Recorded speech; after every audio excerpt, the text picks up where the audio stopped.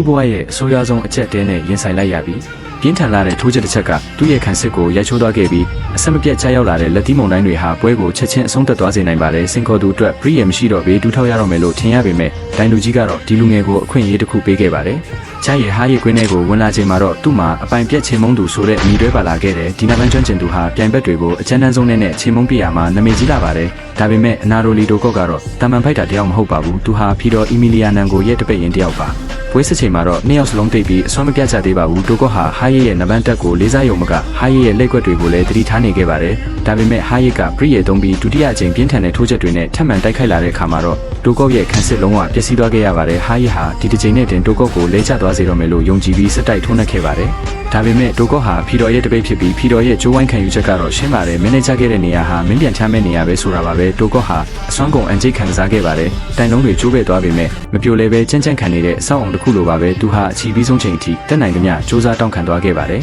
ဒုတိယအချီမှာတော့တိုကော့ကပွဲကိုစတင်ဦးဆောင်လာခဲ့ပြီးမော်ဘတ်နေပြီဖြစ်တဲ့နဗန်းဆရာဟာယစ်ကိုအောက်ခြေဝင်လုံးဖို့ဖိအားပေးလိုက်ပါတယ်အဲ့ဒီအချိန်မှာပဲအမေတာလိုက်သူနဲ့အမေတာခံရသူရဲ့အခန်းကဏ္ဍဟာလုံးဝပြောင်းလဲသွားခဲ့ပါပြီတိုကော့ပြန်တက်လာပါပြီသူဟာအလွန်ပဲတမာလာပါတယ်အခုတော့ပွဲပြီးသွားခဲ့ပါပြီ